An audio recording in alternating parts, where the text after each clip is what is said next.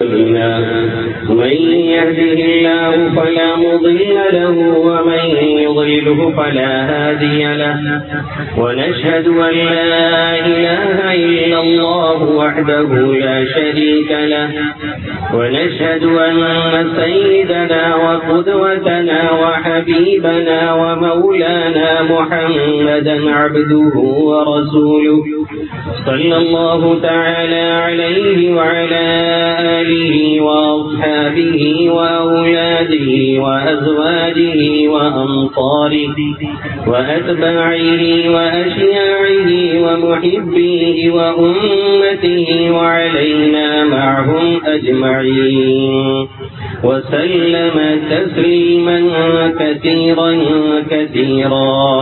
أما بعد فقد قال الله تبارك وتعالى في القرآن المجيد والفرقان الحميد.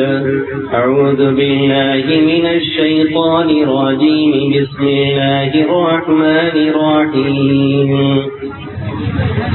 ألف لام ميم ذلك الكتاب لا ريب فيه. وقال تعالى في موضع آخر لو أنزلنا هذا القرآن على جبل لرأيته خاشعا متصدعا من خشية الله وتلك الأمثال نضربها للناس لعلهم يتفكرون. وعن عبد الله بن عباس رضي الله تعالى عنهما قال النبي صلى الله تعالى عليه وسلم إن الذي ليس في جوفه شيء من القرآن كالبيت الخرب.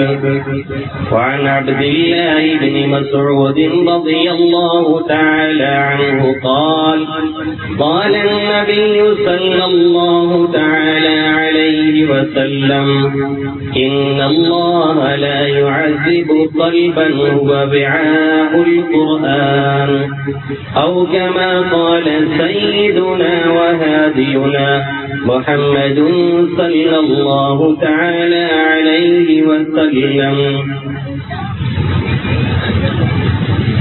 میرے محترم بزرگوں اور دوستوں، میرے غیور نوجوان ساتھیوں اور جن ماؤں اور بہنوں تک میری آواز پہنچ رہی ہے، میری مقدس پاکیزہ مائیں اور بہنیں،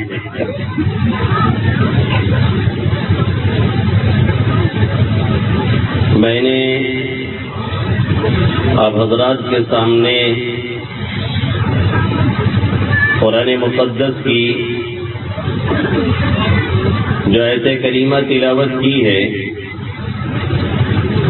اور اللہ کے حبیب صلی اللہ علیہ وسلم کی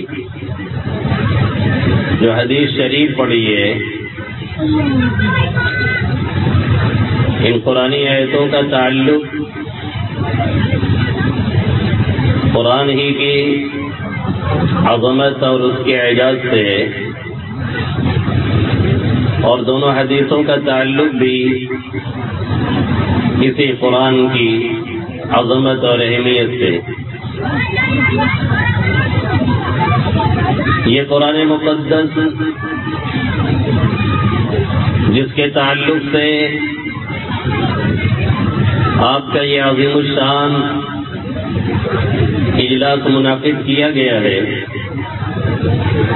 یہ قرآن مقدس جس کے لیے آج کی یہ محفل سجائی اور سنواری گئی ہے، یہ قرآن مقدس جس کے لیے ہمیں اور آپ کو بڑی دور دور سے بلایا گیا ہے اور لوگ سفر کر کے آئے ہیں، اور جس قرآن کے کچھ حاملین کی دستار بندی ہونی ہے اور جنہیں اس اسٹیج پہ کچھ دیر بعد لایا جانا ہے، ان کی دستار جو ہونی ہے وہ بھی کسی قرآن مقدس کے تعلق سے ہونی، یعنی وہ حافظ قرآن بن چکے ہیں، قرآن مجید کو انہوں نے اپنے سینے میں محفوظ کر لیا ہے، جس کی وجہ سے آج انہیں دستار فضیلت عطا کی جائے گی۔ یہ قرآن، اس کی اہمیت کیا ہے، اس کی عظمت کیا ہے اور اس کی برکات کیا ہے، اس کو سمجھنے کے لیے بہت دور نہ جا کر کے اگر ہم اور آپ اپنے اس پروگرام کو دیکھتے، اپنی آمد کے بارے میں سوچتے اور اپنے مہمانوں کی آمد کے بارے میں غور کرتے اور جن لوگوں کو بلایا گیا اور جو انتظام کیا گیا اور اس پر جو خرچے آ رہے ہیں، اس کا جو فنڈ لوگوں نے مہیا کیا ہے، پرووائڈ کیا ہے، اگر اس کی طرف تھوڑی سی ہم نے توجہ ڈالی ہوتی اور تھوڑا سا دھیان دیا ہوتا تو ہمیں خود بخود یہ بات سمجھ میں آ جاتی کہ کوئی عظیم کتاب ہے، بہت ہی عظمت والی کتاب ہے، جس کے نام پر اس محفل کو سجایا اور سنوارا جا رہا ہے اور سنوارا گیا ہے۔ یہ قرآن کتنا عظیم ہے، اس کی عظمت کتنی بڑھی ہوئی ہے، اس کی عظمت کا اندازہ لگانے کے لیے اللہ کے حبیب صلی اللہ علیہ وسلم کے احادیث کی طرف نگاہ ڈالنی ضروری ہے۔ اور قرآن میں خود اللہ رب العزت نے قرآن کے تعلق سے جو باتیں کہی ہیں، قرآن مقدس میں خود اللہ رب العزت نے قرآن کی عظمت کے تعلق سے، قرآن کی اہمیت کے تعلق سے اور اسی طریقے سے اس بات کے تعلق سے کہ یہ کلام الہی ہے اور اقامدنی صلی اللہ علیہ وسلم کا ایسا کھلا ہوا معجزہ ہے رہتی دنیا تک کے لیے کہ اس جیسا کلام آج تک کوئی نہ پیش کر سکا ہے اور نہ کبھی پیش کر سکتا ہے۔ نہ معلوم کتنے آئے ہیں اور جائیں گے اور کتنے اب تک آئے ہیں اور آ چکے ہیں اور آتے رہیں گے صبح قیامت تک، بلکہ قیامت کے بعد بھی دخول جنت اور جنت میں جانے کے بعد اس کے درجات کے حصول تک، اور اسی طریقے سے خود اللہ رب العزت کے زبان سے یہ کہہ لیا جائے کہ اللہ رب العزت کی تلاوت سننے تک اس کا سلسلہ جاری رہے گا۔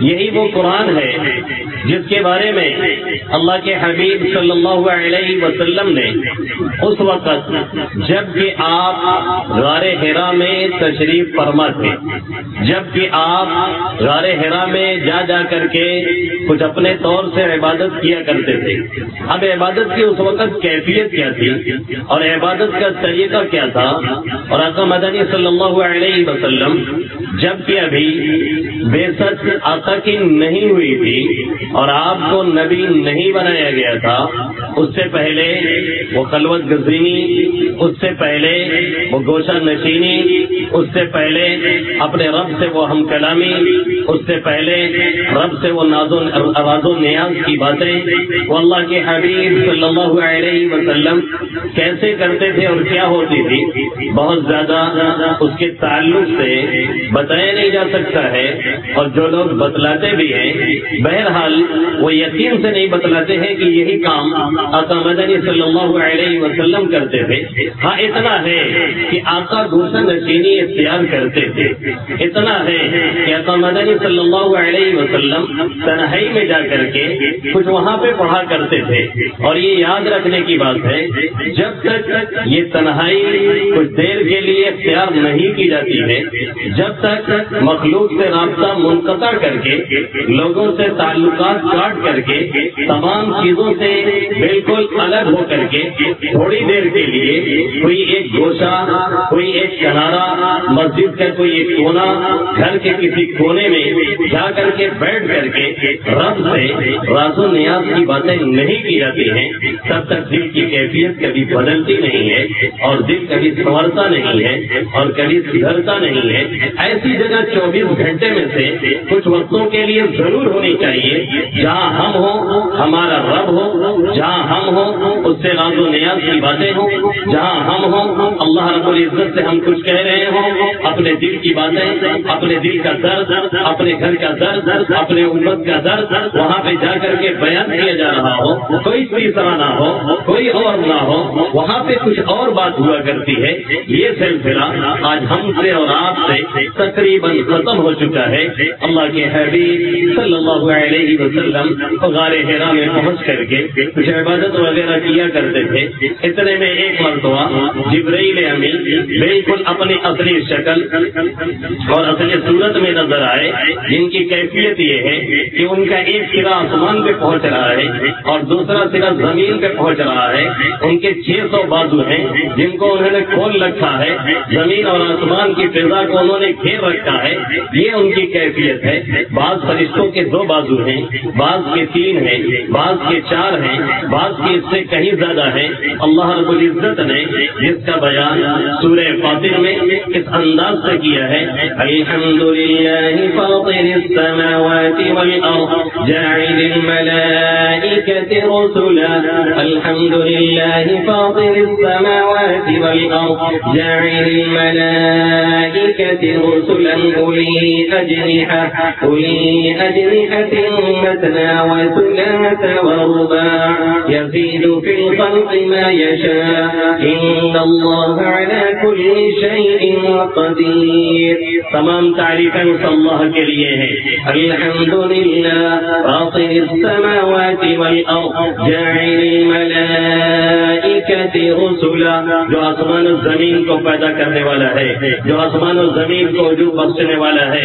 فاطر السماوات والارض جاعل الملائکۃ رسلا، جو فرشتوں کو پیغامبر بنا کر کے بھیجتا ہے، وہ پیغام رسانی کا کام دیتے ہیں۔ اولی اجنحہ، جن کے بازو ہیں، جو فرشتے پردار بازو رکھنے والے ہیں، کسی کے 2 ہیں، کسی کے 3 ہیں، مثنى وثلاث ورباع، اور کسی کے 4 ہیں۔ اللہ فرما رہا ہے اتنا ہی پہ بس نہیں ہے، یزید فی الخلق ما یشاء، بناوٹ میں ہم جو چاہتے ہیں اضافہ کرتے ہیں۔ یہ جبرائیل امین ہے جو آج اپنی اصلی شکل و صورت میں آئے ہیں، اللہ کے حبیب صلی اللہ علیہ وسلم سے آ کر کے ملاقات کرتے ہیں، حضرت مدنی صلی اللہ علیہ وسلم سے آ کر کے کہتے ہیں اب آپ پڑھیے، اب وحی کا نزول ہو رہا ہے اور اقرأ باسم ربک الذی خلق کا نزول ہو رہا ہے۔ اب حضرت مدنی صلی اللہ علیہ وسلم سے پڑھنے کو کہا جا رہا ہے۔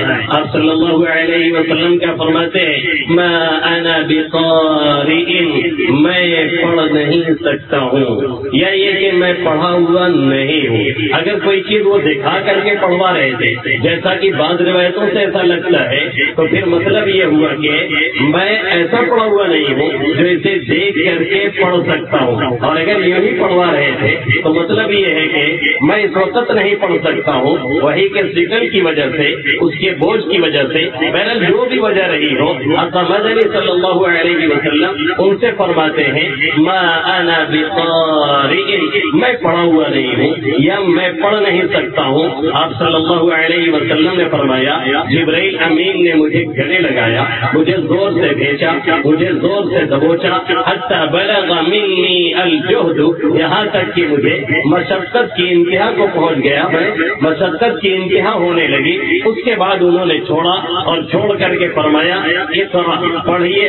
میں نے کہا ما انا بقارئ، ابھی بھی پوزیشن نہیں ہے کہ میں پڑھ سکوں۔ پھر انہوں نے مجھے گلے لگایا، پھر انہوں نے مجھے بھیجا، پھر انہوں نے مجھے دبوچ کر کے چھوڑا، اور اس کے بعد حتی بلغ منی الجہد، یہاں تک کہ میں مشقت کی انتہا کو پھر پہنچ گیا، اور اس کے بعد انہوں نے فرمایا اقرأ، پھر پڑھیے۔ میں نے کہا ما انا بقارئ، تیسری بار انہوں نے گلے سے لگایا، اور یہی کیفیت پھر پیدا ہوئی، حتی بلغ منی الجہد، یہاں تک کہ کہ پھر میں مشقت کی انتہا کو پہنچ گیا، اور اس کے بعد پھر انہوں نے فرمایا اقرأ باسم ربک الذی خلق خلق الانسان من علق اقرأ وربک الاکرم الذی علم بالقلم علم الانسان ما لم يعلم۔ پھر اب جب انہوں نے چھوڑا اور انہوں نے پڑھنے کو کہا، میں نے پڑھنا شروع کیا، لیکن وہی کا دباؤ کتنا ہے، وہی کا پریشر کتنا ہے، کلام الہی کی اہمیت کتنی ہے، کلام الہی کی عظمت کتنی ہے، کلام الہی کا مقام کیا ہے، وہی کا بارے گرا کتنا ہے، اور وہی کا دباؤ کتنا پڑ رہا ہے۔ آقا مدنی صلی اللہ علیہ وسلم بھی اس کو محسوس کر رہے ہیں۔ وہاں سے آقا نکلتے ہیں اور آپ صلی اللہ علیہ وسلم گھر پہنچتے ہیں، آقا کی کیفیت یہ ہوتی ہے ایسے لگتا ہے کہ جھوڑی آ گئی ہے، بخار آ گیا ہے۔ آقا فرماتے ہیں زملونی زملونی، مجھے چادر اڑاؤ، مجھے کملی اڑاؤ، انی خشیت علی نفسی، مجھے اپنی جان کا خطرہ محسوس ہو رہا ہے۔ یہ بارے گرا اور یہ ناتواں جسم یہ اسے اٹھا پائے گا کہ نہیں، اس کا حق ادا کر پائے گا کہ نہیں، اسے پہنچا پائے گا کہ نہیں، یہ میری کیفیت ہے۔ انی خشیت علی نفسی، کسی کی عظمت کو، کسی کی اہمیت کو اور کسی کے مقام کو بیان کرتے ہوئے اللہ رب العزت نے 28ویں پارے میں یہاں پہ فرمایا ہے لو انزلنا هذا القرآن على جبل لرأيته خاشعا متصدعا من خشية الله وتلك الأمثال نضربها للناس لعلهم يتفكرون۔ اگر ہم اس قرآن مقدس کو کسی پہاڑ پر نازل کر دیتے، ہم اس قرآن مقدس کو کسی پہاڑ پر اتار دیتے، لو انزلنا هذا القرآن على جبل لرأيته خاشعا متصدعا من خشية الله، تو آپ اسے دیکھتے کہ وہ اللہ کے خوف کی وجہ سے جھک جاتا، وہ اللہ کے خوف کی وجہ سے دب جاتا، وہ اللہ کے خوف کی وجہ سے پھٹ جاتا۔ لرأيته خاشعا متصدعا من خشية الله، یعنی قرآن اتنا عظیم ہے، اس کی عظمت اتنی بڑی ہوئی ہے، اس کی اہمیت اتنی بڑی ہوئی ہے، اس کا مقام اتنا بلند ہے کہ اگر اسے کسی پہاڑ کے اوپر بھی ڈالا جاتا تو پہاڑ بھی اس کی عظمت کو برداشت نہ کر پاتا، وہ بھی دب جاتا، وہ بھی پھٹ جاتا، وہ بھی ریزہ ریزہ ہو جاتا۔ یہ پہاڑ ہے، یہ زمین ہے، یہ آسمان ہے، سب کے سامنے یہ بار امانت پیش کی جا رہی ہے، اور یہ امانت کا بوجھ سب کو دینے کی درخواست کی جا رہی ہے، اور سب سے کہا جا رہا ہے کوئی بھی اٹھانے کے لیے تیار نہیں ہے۔ اللہ بھائی اس بارے میں کیا فرماتا ہے؟ إِنَّا عَرَضْنَا الْأَمَانَةَ عَلَى السَّمَاوَاتِ وَالْأَرْضِ وَالْجِبَالِ فَأَبَيْنَ أَن يَحْمِلْنَهَا وَأَشْفَقْنَ مِنْهَا وَحَمَلَهَا الْإِنسَانُ إِنَّهُ كَانَ ظَلُومًا جَهُولًا۔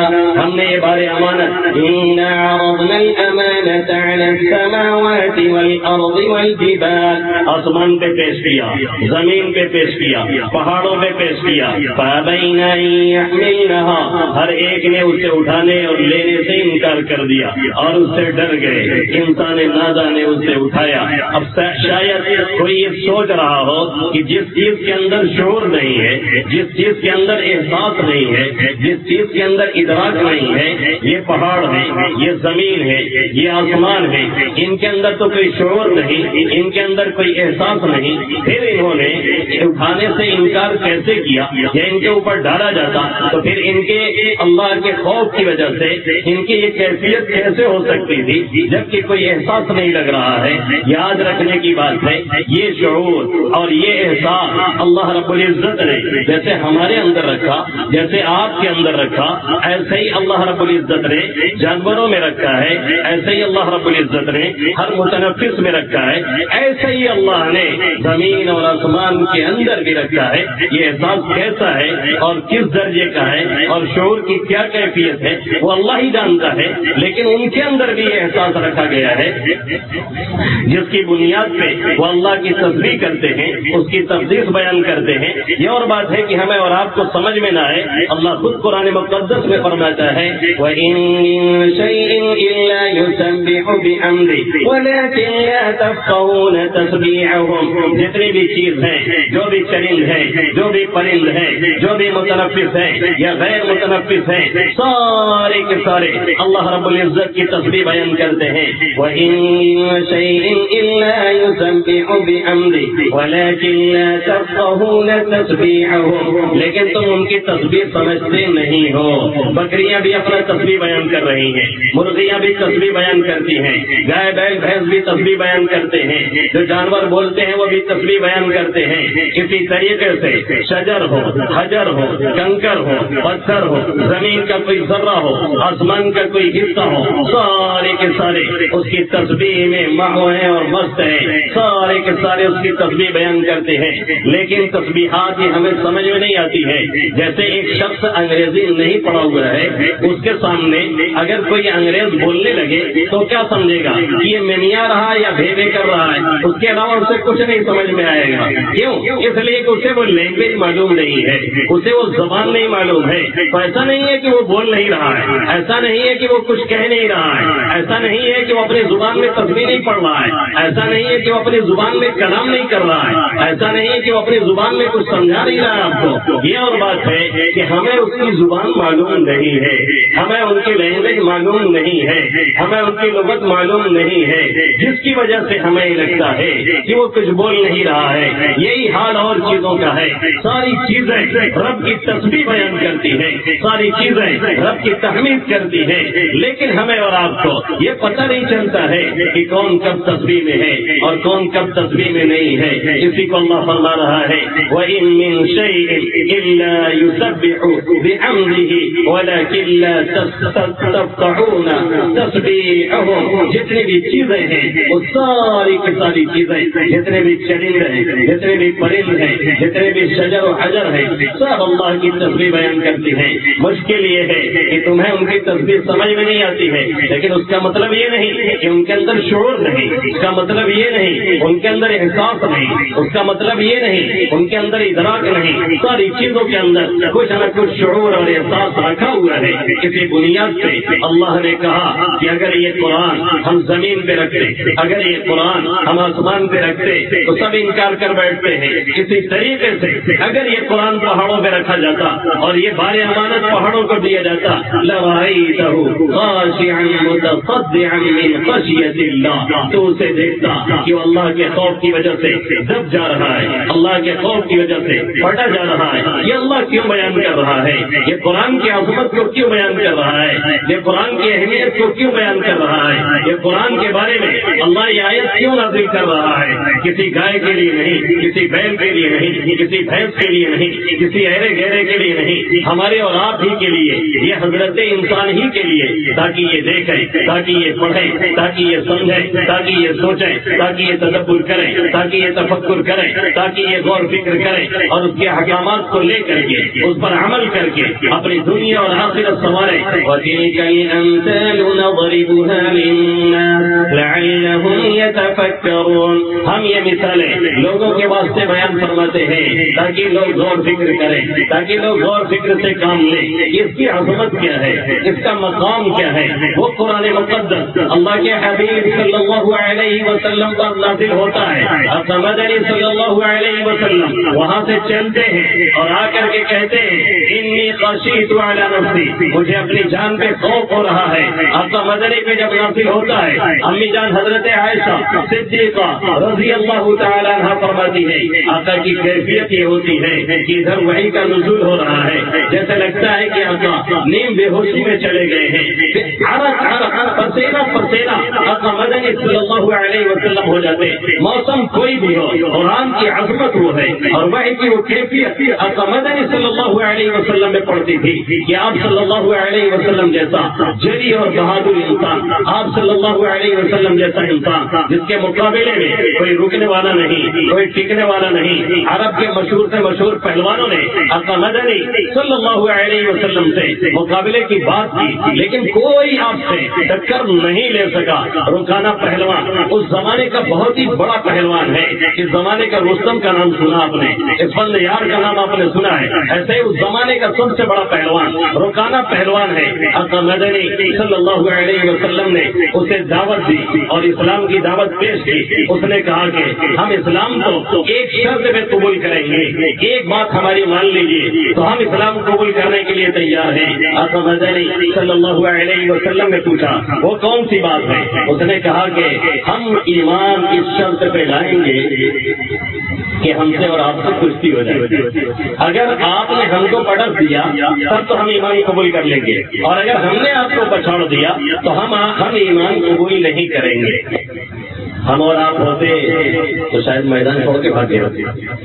ہماری اور آپ کی جو کنڈیشن ہے آج کے دور میں، اور ہماری اور آپ کی جو پوزیشن ہے کہ بس الامان الحقیق، گھٹکا ہم پوچھ لیں، پان پکار بیٹھ بیٹھ کر کے کھا لیں، گھنٹے بھر کچھ تبصرے کر لیں، اور اچھی غذا چاہیے. اس کے بعد نہ کسی کو ہلنے کے کہو، نہ کسی کو دوڑنے کو کہو، نہ کسی کو ورزش کو کہو، نہ کسی کو محنت کو کہو، نہ جفا کشی کہیں دیکھنے کو ملتی ہے. یہ قوم مسلم کا شیوا بنتا چلا جا رہا ہے، جس کو ہمارے یہاں کہتے ہیں علیہ ہو گئے، یعنی ایک دم سے بیکار ہے، کسی کام کے نہیں ہے.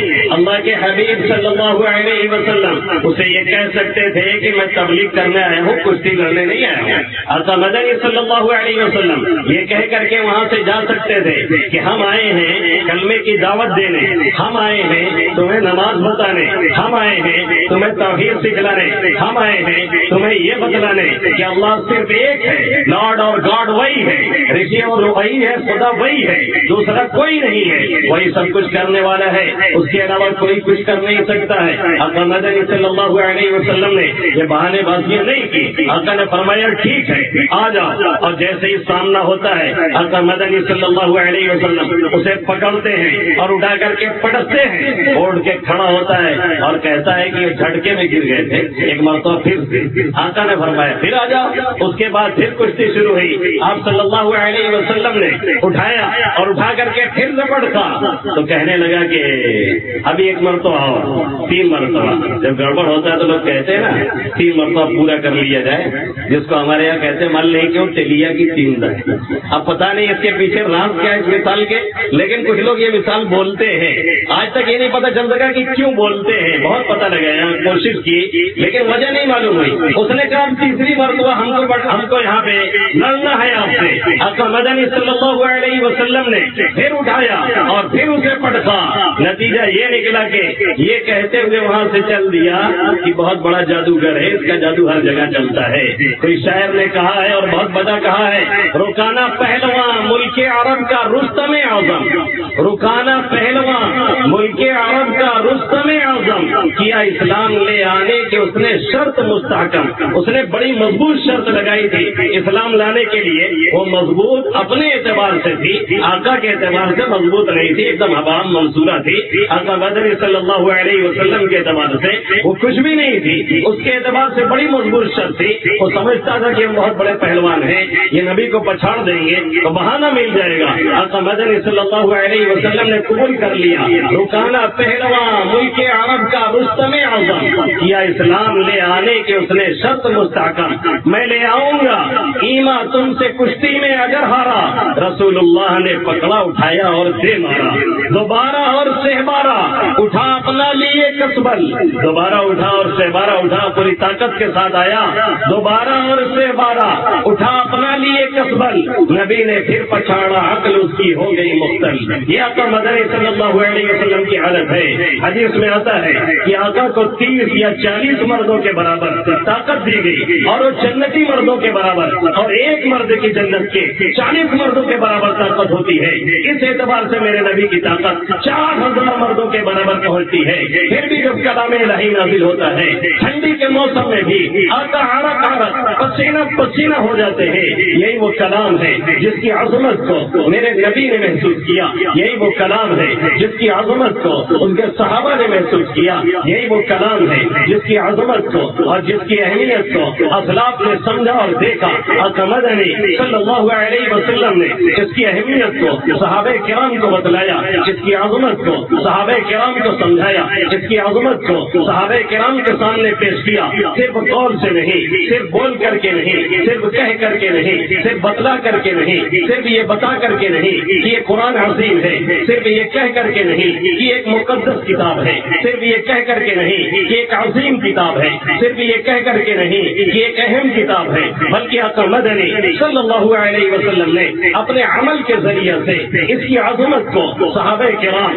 رضوان اللہ تعالی علیہ اجمعین کے سامنے اجاگر کیا اور ظاہر کیا، اور اتنی دیر تک آقا مدنی صلی اللہ علیہ وسلم نوافل کے اندر، تہجد کے اندر اس قرآن مقدس کی تلاوت کرتے اور اتنی دیر تک کھڑے رہتے کہ پائے مبارک میں ورم آ جایا کرتے، سوجن آ جاتی تھی آقا مدنی صلی اللہ علیہ وسلم کی، جس کی وجہ سے اللہ رب العزت کو رحم آیا، اور رحم اور ترس کھا کر کے اللہ نے آقا مدنی صلی اللہ علیہ وسلم کو تسلی دیتے ہوئے فرمایا ما انزلنا عليك القرآن لتشقى إلا تذكرة لمن يخشى، اے طه ہم نے قرآن اس لیے آپ پر نہیں اتارا ہے کہ آپ پریشانی میں پڑے، آپ مشقت میں پڑے، اتنا زیادہ پڑھنا ٹھیک نہیں ہے، اتنا زیادہ تلاوت ٹھیک نہیں ہے، اتنا زیادہ اسے دیر تک کھڑے ہو کر کے نمازوں میں پڑھنا کہ پائے مبارک ورم میں آ جائے، پوری رات تلاوت چلتی رہے۔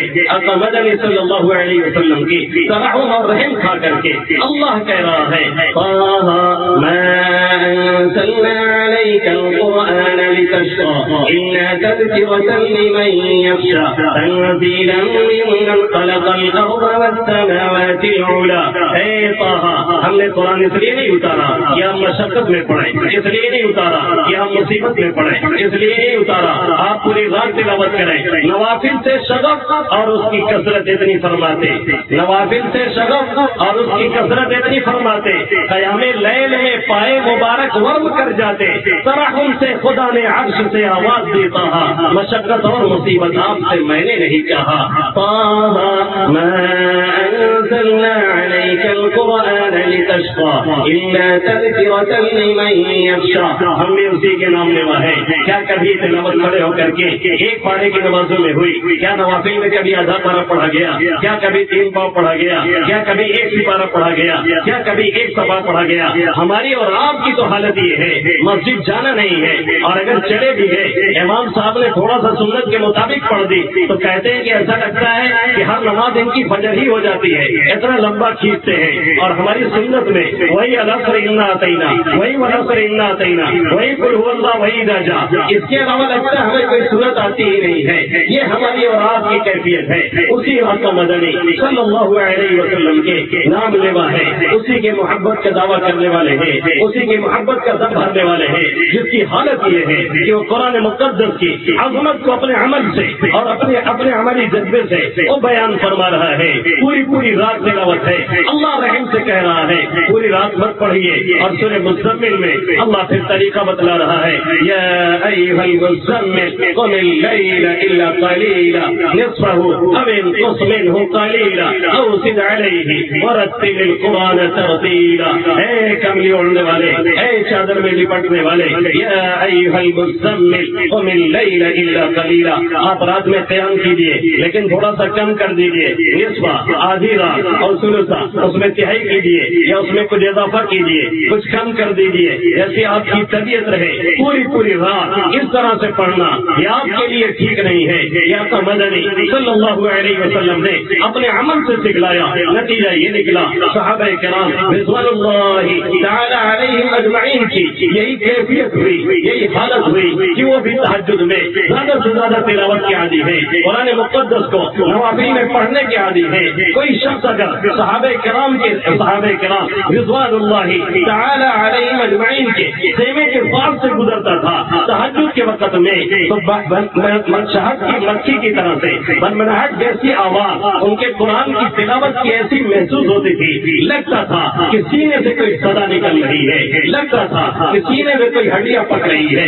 ایسی کنڈیشن صحابہ کرام کی بھی بنی ہوئی تھی۔ طرف کھا کر کے لوگ کہتے تھے کاش کی انہیں جس عذاب سے ڈر ہو رہا ہے، جس اللہ کا سوپ بیٹھا ہوا ہے، جس جہنم سے گھبرا رہے ہیں، ان کے دلوں میں تھوڑا سا امید کی کیفیت آ جاتی، انہیں سکون میسر ہو جاتا۔ یہی نہیں، جب تہجد کی فرضیت ختم کر دی گئی اور تہجد کی نماز کی فرضیت منسوخ کر دی گئی، پہلے تہجد کی نماز بھی فرض تھی مختلف وجوہات کی بنا پہ، جس میں ایک وجہ روزی اور روٹی کا کمانا بھی ہے، اس کی وجہ سے بھی اللہ نے اس کی فرضیت کو ختم کیا، لیکن اس کی سنیت آج بھی باقی ہے اور یہ نماز آج بھی سنت ہے۔ اکثر علماء کے نزدیک اور بعض کے نزدیک مستحب ہے۔ آقا مدنی صلی اللہ علیہ وسلم نے سوچا اب نماز کی فضیلت ختم ہو گئی تہجد کی، اب ذرا دیکھیں کہ صحابہ کرام کی کیفیت کیا ہے، اب نماز ہو رہی ہے کہ نہیں، اب اس نماز میں تلاوت چل رہی ہے کہ نہیں، اب قرآن پڑھا جا رہا ہے کہ نہیں۔ آقا مدنی صلی اللہ علیہ وسلم تشریف لاتے ہیں صحابہ کرام کے پاس تہجد کے وقت میں، دیکھتے ہیں بدستور تلاوت جاری ہے، ایسے ہی نماز جاری ہے، ایسے ہی دعا جاری ہے، ایسے ہی تلاوت جاری ہے۔ کیوں نہ ہوتی؟ انہیں قرآن سے تعلق تھا، کیوں نہ ہوتی؟ انہیں اس وقت سے تعلق تھا، کیوں نہ ہوتی؟ انہیں قرآن کی عظمت معلوم ہو گئی تھی، کیوں نہ ہوتی؟ انہیں قرآن کی اہمیت سمجھ میں آ گئی تھی، کیوں نہ ہوتی؟ انہیں یہ پتہ چل گیا تھا کہ اسی قرآن سے تعلق پیدا کر کے انہیں یہ معلوم ہو گیا تھا کہ اسی قرآن سے لو لگا کر کے انہیں یہ خبر ہو چکی تھی کہ اسی قرآن کو پکڑ کر کے انہیں یہ پتہ چل گیا تھا کہ اسی قرآن کی تلاوت سے، اسی قرآن کو سمجھنے سے، اسی قرآن پہ عمل کرنے سے پوری دنیا کے اندر اپنی حکمرانی نافذ کی جا سکتی ہے اور اپنا ڈنکا بجوایا جا سکتا ہے اور اپنے آپ کو پوری دنیا میں منوایا جا سکتا ہے۔ صحابہ کرام رضوان اللہ تعالی علیہم اجمعین نے اس رابطے کو محسوس کیا جس کی وجہ سے وہ ایک ناقابل تفسیر طاقت بن گئے تھے۔ دنیا میں کسی طرف بھی وہ رخ کرتے تھے، کسی طرف بھی وہ قدم اٹھاتے تھے، کوئی طاقت ایسی نہیں تھی جو ان کے بڑھتے ہوئے قدم کو روک لیتی، کوئی طاقت ایسی نہیں تھی جو ان کے جذبات کے سامنے ٹک سکتی، کوئی طاقت ایسی نہیں تھی جو ان کے سامنے کوئی ویڑ مار سکتی۔ نتیجہ یہ نکلا، کیسا پتہ ہوا، کتنا پتہ ہوا، جو سپر پاور طاقتیں کہلاتی تھی وہ بھی صحابہ کرام رضوان اللہ تعالی علیہم اجمعین کے قدموں میں آ کر کے ڈھیر ہو گئی۔ پھر وہ طاقتیں ڈھیر نہیں ہوئی، صرف علاقہ نہیں فتح کیا گیا بلکہ جو علاقہ فتح ہوا روم میں رومی بولی جاتی تھی، فارس میں ایران میں فارسی بولی جاتی تھی اور سب کی تہذیب الگ تھی، سب کا کلچر الگ تھا، سب کی تمدن الگ تھا، سب کی تہذیب الگ تھی، سب کی لینگویج الگ تھی، سب کی زبان الگ تھی۔ لیکن صحابہ کرام رضوان اللہ تعالی علیہم اجمعین جب انہوں علاقوں میں داخل ہوئے تو صرف علاقے کو نہیں فتح کیا بلکہ ان کی تہذیب کو، ان کے تمدن کو، ان کے کلچر کو، ان کے ثقافت کو، ان کی زبان کو، تمام کے تمام چیزوں کو بدل ڈالا۔ مؤثر تھے، متاثر نہیں ہوتے تھے، ان کی ایمانی حرارت اتنی مضبوط تھی اور قرآن سے تعلق اتنا مضبوط تھا کہ کہیں دبتے نہیں تھے، کہیں جھکتے نہیں تھے، کہیں گرتے نہیں تھے۔ ان کی حالت یہ تھی وہ معزز زمانے میں مسلمان ہو کر ہم خار ہوئے، تاریخ خدا ہو کر انہوں نے قرآن مقدس کو پکڑا۔ پھر تعبیر کا دور دیکھیے، تعبیر کا دور دیکھیے، امام ابو حنیفہ کی سیرت پڑھیے، امام بخاری کی پڑھیے، امام شافعی کی پڑھیے، امام مالک کی پڑھیے، احمد بن حنبل کی پڑھیے۔ امام ابو حنیفہ قرآن کے ختم پورے رمضان میں 60 اور 61 ختم، تاریخ کی وہ مشہور روایت ہے جسے اگر جھٹلایا جائے تو تاریخ سے اعتبار ہی ختم ہو جاتا ہے۔ امام بخاری جن کو کچھ لوگوں کا بخار آتا ہے اور بار بار بخاری کا نام لیتے ہیں لیکن انہیں خبر نہیں ہے کہ بخاری کی سیرت کیا ہے۔ امام بخاری 2 قرآن پورے دن میں ختم کیا کرتے تھے اور یہی نہیں، ہر ختم قرآن کے موقع سے پھر دعائیں مانگتے تھے اور کہتے تھے کہ قرآن کے مکمل ہونے پہ اللہ دعا قبول فرمایا کرتا ہے۔ وہ حنیفہ جن کے ہم لوگ نام لیوا ہیں، جن کے ہم لوگ مقلد کہلاتے ہیں، جن کے ہم اتباع کرنے والے مانے جاتے ہیں، جن کے مسائل میں ہم پیچھے چلتے ہیں، لیکن ہم نے ان کے احوال کو، ہم نے ان کی کیفیات کو، ہم نے ان کے تعلق بالقرآن کو کبھی غور سے پڑھا نہیں۔ امام صاحب کی حالت یہ ہوتی تھی ایک ایک آیت سے پوری رات ختم کر دیا کرتے تھے، اتنا روتے تھے قرآن پڑھتے ہوئے کہ پڑوسیوں کو رحم آ جاتا تھا۔ لوگ دعا کرتے تھے، اے اللہ ان کے دل میں امید کی کیفیت ڈال دیجیے تاکہ ان کا رونا کم ہو جائے، جنت کی امید زیادہ بنے، جہنم سے خوف کم ہو تاکہ یہ کم روئے۔ ایک روز آئے امام صاحب امام وقت کے پیچھے، یعنی جو امام نماز پڑھا رہا تھا اس کے وقت کے پیچھے کھڑے ہوئے، عشاء کی نماز ہے، امام نے پڑھ دیا سورہ اذا زلزلہ اور اس میں پڑھا وَمَن يَعْمَلْ مِثْقَالَ ذَرَّةٍ خَيْرًا يَرَهُ وَمَن يَعْمَلْ مِثْقَالَ ذَرَّةٍ شَرًّا يَرَهُ۔ جو ایک ذرے کے برابر، ایک رائی کے دانے کے برابر کوئی ایک نیکی بھی کر کے آئے گا اسے بھی اس کا انجام دینا ہے، اسے بھی اس کا ثواب ملنا ہے، کہیں جانے والی نہیں ہے، کوئی برباد ہونے والی نہیں ہے۔ إِنَّ اللَّهَ لَا يُضِيعُ أَجْرَ الْمُحْسِنِينَ۔ اللہ نے کارے کے اجر کو، ادا کرنے والے کے اجر کو برباد نہیں کرنے والا ہے۔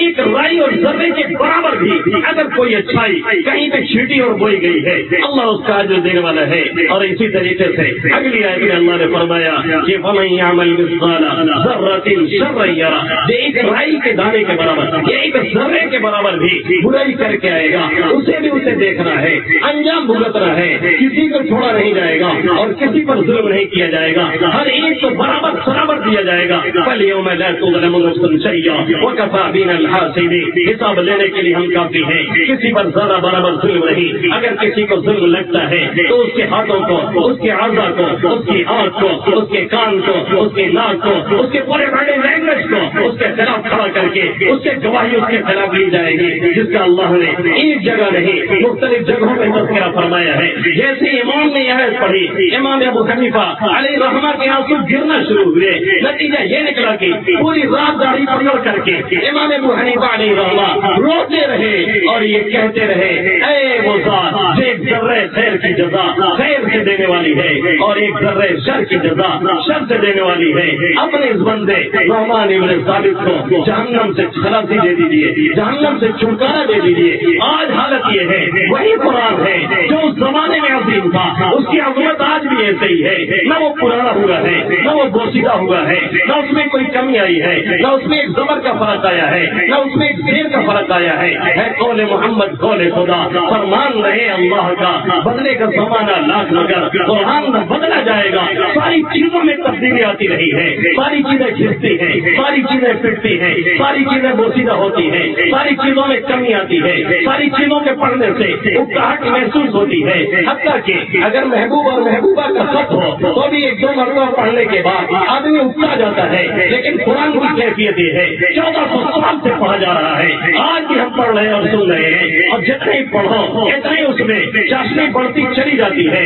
عربی کے ایک شاعر صاحب القصیدۃ البردہ کہتے ہیں، وَلَا تُعَدُّ وَلَا تُحْصَىٰ عَجَائِبُهُ وَلَا تُسَامُ عَلَى الْإِكْثَارِ بِالسَّامِ۔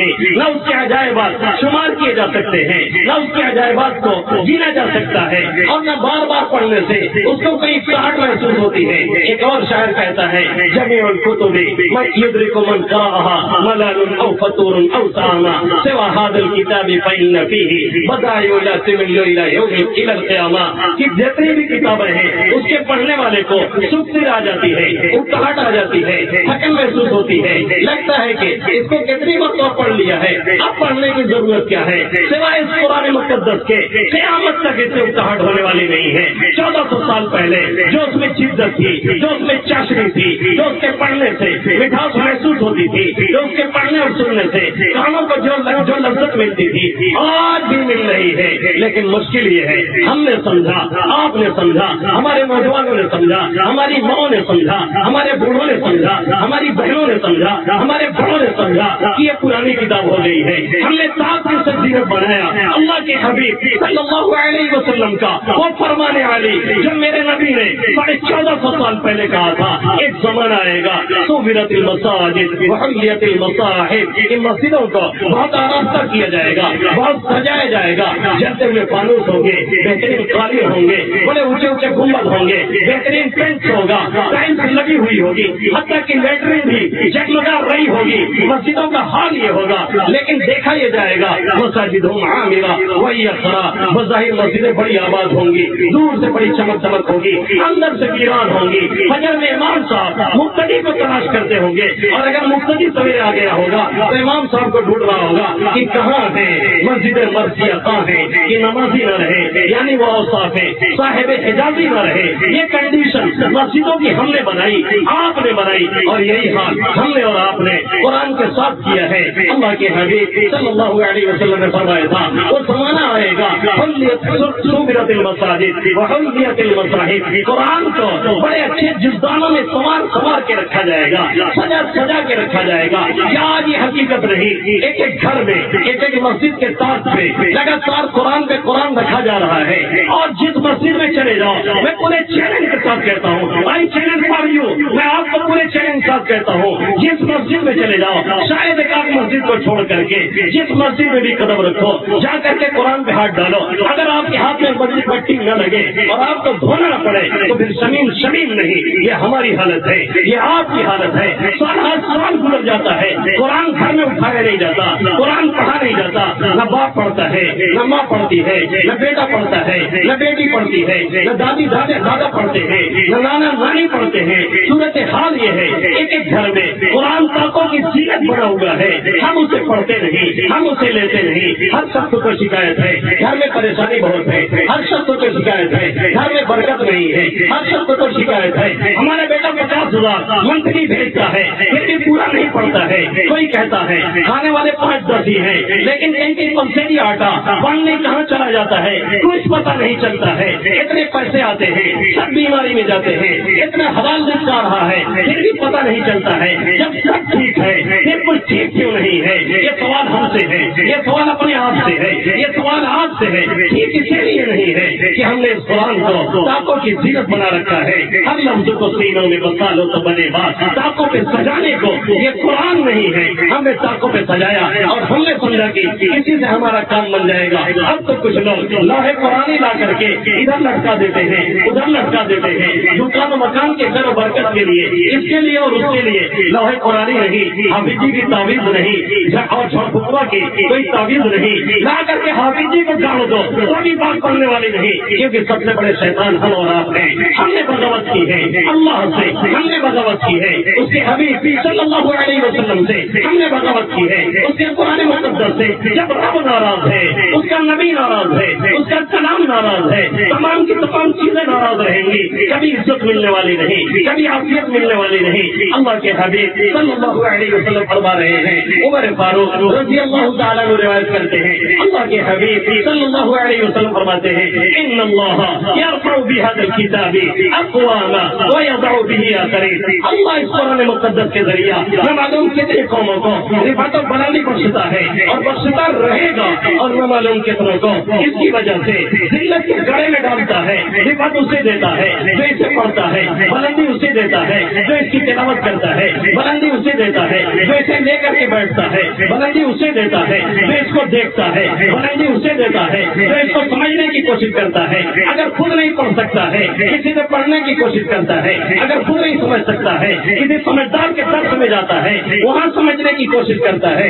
ان اللہ یرفع بهذا الكتاب اقواما، اللہ اس کتاب کے ذریعے سے نہ معلوم کتنے قوموں کو رفعت و بلندی بخشتا ہے اور بخشتا رہے گا، ويضع به آخرین، اور دوسرے لوگوں کو اسی قرآن کی وجہ سے ذلت میں ڈھکیلتا ہے، ایسے گڑے میں ڈالتا ہے، نکلنے کا راستہ نظر نہیں آتا ہے۔ جیسے پورے ورلڈ میں آج ہماری اور آپ کی حالت بنی ہے، پوری دنیا میں چاہے الجزائر ہو، چاہے فلسطین ہو، چاہے برما ہو، چاہے شام ہو، چاہے عراق ہو، چاہے افغانستان ہو، چاہے کوسووا ہو، چاہے چیچینیا ہو، اور چاہے ملک ہندوستان ہو، ہماری اور آپ کی جو کنڈیشن ہے 5 پتے کی طرح بکھرے ہوئے ہیں۔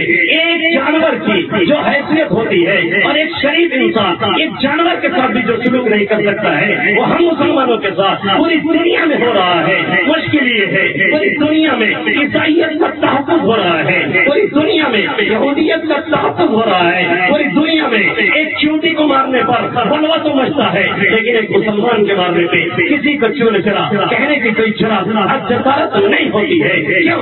اس لیے کہ ہم نے اور آپ نے اپنا مقام خود ہی کھو دیا ہے۔ ہم نے نہیں پہچانا ہمارا مقام کیا ہے، ہم نے نہیں پہچانا ہمارا مرتبہ کیا ہے۔ جیسے تو اسلام کے بارے میں ہے الاسلام یعلو ولا یعلا، اسلام سر بلند ہے، اس پہ بلندی نہیں حاصل کی جا سکتی ہے۔ ایسے قرآن کے بارے میں وجہ طور پہ کہا جا سکتا ہے القرآن یعلو ولا یعلا، قرآن بلند ہے، اس پہ بلندی نہیں حاصل کی جا سکتی ہے۔ شرط یہ ہے بلند ہونے کے لیے اس سے تعلق پیدا کرنا پڑے گا، اس سے لگاؤ پیدا کرنا پڑے گا۔ ایک معجزہ ہے، ایک میریکل ہے قیامت تک کے لیے، اور معجزہ ہے سب کو عاجز کرنے والی کتاب ہے، جو اس سے لو لگائے گا، جو اس سے تعلق رکھے گا، وہ بھی دنیا کو عاجز کر دے گا۔ صحابہ کرام نے اس سے تعلق پیدا کیا تھا، پوری دنیا ان کے سامنے عاجز تھی، ہم نے چھوڑ دیا، ہم پوری دنیا کے کے سامنے بھیگی بلی بنے ہوئے بیٹھے ہیں، وہ معزز تھے زمانے میں مسلمان ہو کر ہم خار ہوئے، تاریخ قرآن ہو کر. ابھی ایک ویڈیو کلپ چھوٹی سی دیکھ رہا تھا، شاید وہ فرضی ہو لیکن ہماری اور آپ کی بالکل حقیقت بیان کر رہی تھی. شام کو چھٹی ہونے لگی اسکول کے اندر، چھوٹے چھوٹے پڑھنے والے بچوں سے ان کے ٹیچر نے کہا بیٹا ایسا ہے تم لوگوں کے یہاں گھر میں کچھ نہ کچھ ریجیکٹڈ کتابیں پڑھی ہوں گی، کچھ نہ کچھ ریجیکٹڈ کتابیں پڑھی ہوں گی. کل جب آنے لگنا تو ریجیکٹ کتاب لے کر کے آنا جو پڑھی نہ جاتی ہو، جس کو کوئی ہاتھ نہ لگاتا ہو، جو ادھر ادھر الماریوں میں پڑی ہوئی ہو، اسے لے کر کے آنا. ہم اپنی لائبریری میں رکھ دیں گے، جگہ بہت خالی ہے. صبح جو ہوئی اسکول میں بچے جو لے کر کے آئے تو سب بچوں کے ہاتھ میں وہی قرآن تھا. جب ٹیچر نے پوچھا یہ کیا ہے، کہنے لگے یہی وہ کتاب ہے جو ہمارے گھروں میں کنارے پہ رکھی ہوئی ہے، کوئی اسے آج پڑھنے والا نہیں ہے. نہ ہمارا جوان پڑھتا ہے، نہ ہمارے بوڑھے پڑھتے ہیں، نہ ہماری ماں پڑھتی ہے، نہ ہماری بہن پڑھتی ہے. ہمیں موقع ہے 1 گھنٹہ فری فائٹر کھیلنے کے لیے، ہمارے جوانوں کو موقع ہے پبجی میں جا کر کے اپنی آنکھ اور دماغ برباد کرنے کے لیے، ہمارے جوانوں کو موقع ہے سیریل دیکھ کر کے اپنا ٹائم، اپنا دماغ، اپنی دنیا اور آخرت دونوں برباد کرنے کے لیے. لیکن ہمیں 10 منٹ موقع نہیں قرآن لے کر کے بیٹھنے کے لیے.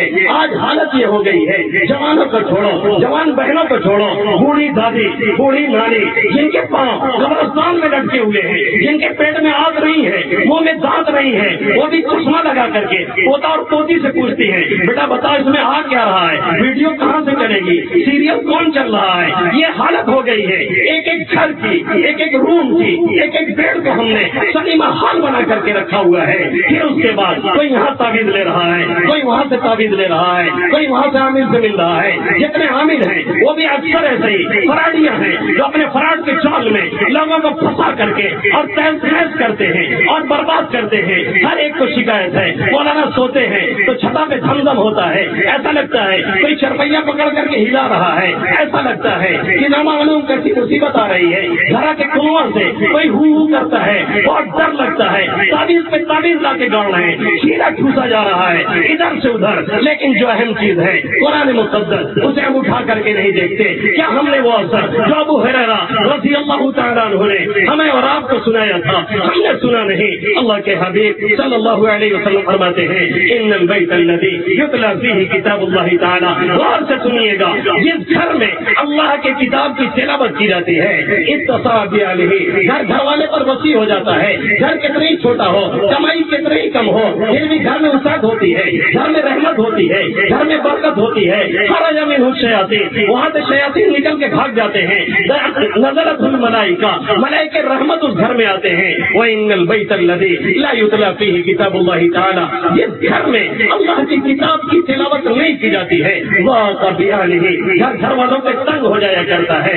خرجت منہ الملائکہ، ملائکے رحمت نکل کے چلے جاتے ہیں. دخلت الشیاطین، شیاطین وہاں بسیرا ڈال لیتے ہیں. کیا ہر گھر میں یہ شکایت نہیں؟ کیا ہر گھر والوں کی پریشانی نہیں؟ گھر دیکھنے میں 10 بائی 10 کا نہیں، 20 بائی 20 کا نہیں، پورا بنگلہ بنا ہوا ہو، دروازے 20-20 فٹ کے لگے ہوئے ہوں، ایک ایک کمرے 40 بائی 40 کے ہوں. ساری کی ساری چیزیں ہمارے اور آپ کے پاس آسائش اور آرام کی سب کے سب موجود ہوں، لیکن قرآن نہ ہو، اللہ کی کتاب نہ پڑھی جائے، اللہ کی کتاب کی تلاوت نہ ہو، اس کے احکام پر عمل نہ ہو، کبھی بھی سکون نہیں میسر ہو سکتا ہے. یاد رکھیے اے سی چلا کر کے باڈی کو ٹھنڈا کیا جا سکتا ہے، اے سی کاروں میں چل کر کے اپنے باڈی کو تھوڑا راحت دی جا سکتی ہے، اوپر سے تھوڑا ٹھنڈا کمرے کو پہنچائی جا سکتی ہے. لیکن دل دماغ کی کیفیت اور دھڑکن کو صحیح اور قابو میں کرنے کے لیے اس کے کلام سے تعلق ضروری ہے. اس کے بغیر سکون نہیں، اس کے بغیر اطمینان نہیں، اس کے بغیر راحت نہیں. کوئی بھی تعویذ گننے لاؤ کوئی مسئلہ حل ہونے والا نہیں. کیا یہ حقیقت نہیں ایک ایک گھر جہنم بنا ہوا ہے؟ کیا یہ حقیقت نہیں ایک ایک گھر میں ساس بہو کے جھگڑے اور نند بھگاؤ کے جھگڑوں نے مارا سب گھر کو جہنم بنا کر کے رکھ دیا ہے. چچا کی حالت خراب ہے، دادا کی حالت خراب ہے، بھائی بھائی میں وہ چپکلش ہے. ایک عربی کا شاعر کہتا ہے کفا بنا حزنا ان التباعد بیننا وقد جمعتنا والحبۃ دار. ہمارے ٹینشن کے لیے، ہمارے غم کے لیے، ہماری پریشانی کے لیے ایک بات ہی کافی ہے کہ ہم سب ایک جگہ تو رہتے ہیں لیکن ہمارا دل ایک نہیں ہے، دلوں میں جوڑ نہیں ہے، دلوں میں ملاپ نہیں ہے، راحت اور سکون نہیں ہے. سارے اسباب راحت ہیں لیکن کسی کو راحت نہیں، کوئی الجھن نہیں. لیکن جب الجھن میں رہتا رہتا ہے، ہر ایک دھڑکا سا ہردم دل کے دھڑکن میں رہتا ہے. اس لیے پلٹو. اے میرے نوجوانوں، تم کہاں پڑے ہوئے ہو؟ امت کی مائیں تمہیں پکار رہی ہیں. مسجد اقصی تم سے فریاد رساں ہے اور یہ بار بار کہہ رہی ہے کہ لوٹ کر کے آؤ اور مجھے یہودیوں کے جنگل سے چھوڑاؤ، جس میں کبھی فلمی پوسٹر لگایا جاتا ہے، جس میں کبھی ووٹ پہن کر کے اسرائیلی فوجی گھستے ہیں، جس میں ایک نماز کا ثواب 50,000 نمازوں کے برابر ہے. لیکن ہمیں پتہ ہی نہیں کہ ہمارا قبلہ اول ہے جو غیروں کے قبضے میں ہے. ہمیں خبر ہی نہیں کہاں ماؤں بہنوں سے چھڑ چھاڑ ہو رہی ہے. ہمیں خبر نہیں وطن عزیز میں ہمیں ختم کرنے کی کیا پلاننگ ہے اور کس طریقے سے پلاننگ مکمل کی جا چکی ہے. پھر بھی ہمارا نوجوان اس چوراہے پہ بیٹھ کے، اس پلیے پہ بیٹھ کے، گھر کے نیچے جا کر کے، گھر کی چھت پر کے جا کر کے آخر وہ کیا دیکھ رہا ہے، آخر وہ کیا کر رہا ہے، آخر وہ کس چیز میں مست ہے. یہی رہا جو نظام گلشن تو پھر چکے پوری گلستاں میں. روش نہ بدلی جو باغبانے، چمن میں کاٹے اگا کریں گے. جوانوں یہ مت سوچو ابھی جوانی مستانی ہے، جو چاہے کر لیں. یاد رکھو اسی جوانی میں جتنے سجدے چاہو کرو، یاد رکھو اسی جوانی میں جتنی چاہو تلاوت کرو. بڑھاپے میں اگر چاہو گے تو بھی سجدہ نہیں کر سکتے ہو. کرسی پہ بیٹھ بیٹھ کے نماز پڑھنی پڑتی ہے، چاہ کر کے بھی آدمی سجدہ ریز نہیں ہو پاتا ہے. آج اللہ نے جوانی دی ہے، اس کی قدر کر لو.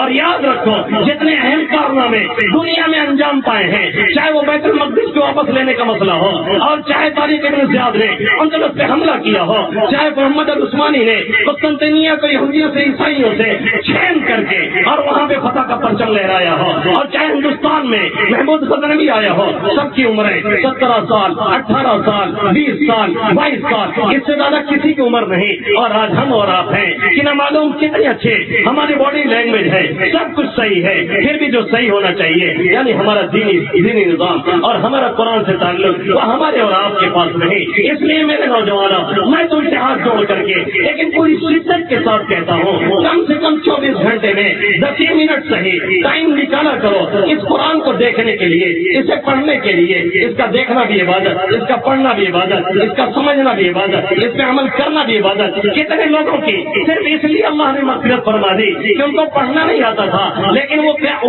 قرآن لے کر کے وضو کر کے بیٹھتے تھے تو پھر یہ کہتے تھے اے اللہ مجھے آتا تو نہیں ہے لیکن جو کچھ تو نے نازل کیا ہے سب صحیح اور حق ہے، سب سچ ہے، یہ بھی صحیح ہے، یہ بھی صحیح ہے. نتیجہ یہ نکلا کہ وفات کے بعد لوگوں نے خواب دیکھا اور پوچھا کیا ہوا، انہوں نے کہا اللہ نے معاف کر دیا. پوچھا وجہ کیا بنی، کہا قرآن جو لے کے بیٹھتے تھے اور کہتے تھے ربا آتا نہیں، کوئی پڑھانے والا نہیں ہے، علاقے میں ایسے بسے ہیں لیکن تیرا سلام صحیح ہے، سب کچھ ٹھیک ٹھاک ہے، جو حکم ہے سب صحیح ہے. اللہ نے اسی کی لاج رکھی، میری مغفرت فرما دی. کیا آج ہم سے اتنا نہیں ہو سکتا کہ ہم 10 منٹ بیٹھیں؟ کیا اتنا نہیں ہو سکتا کہ کسی حافظ کو پکڑیں، کسی مولوی کو پکڑیں، کسی مدرسے کے طالب علموں کو پکڑیں، اس سے کہیں سکھا دیں؟ ہمارے بڑے اور بوڑھے جن کو بڑی شرم آتی ہے، یہ شرم نہیں ہے، یہ بے شرمی ہے، یہ غیرت نہیں ہے، یہ بے غیرتی ہے.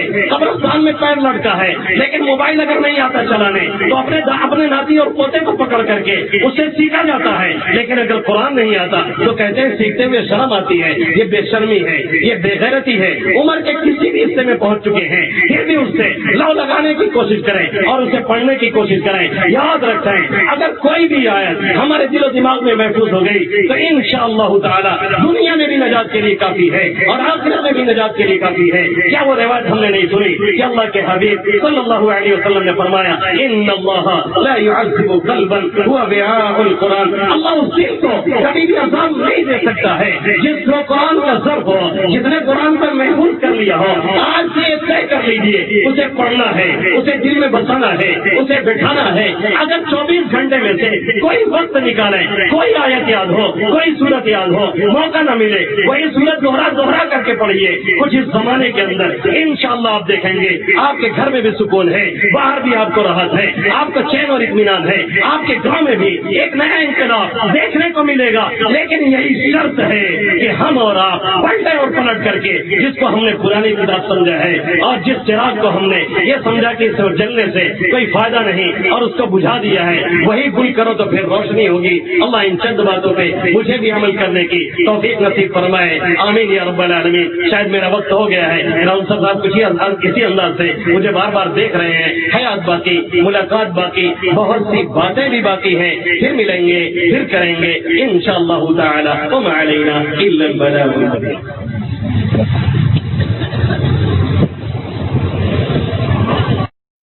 عليها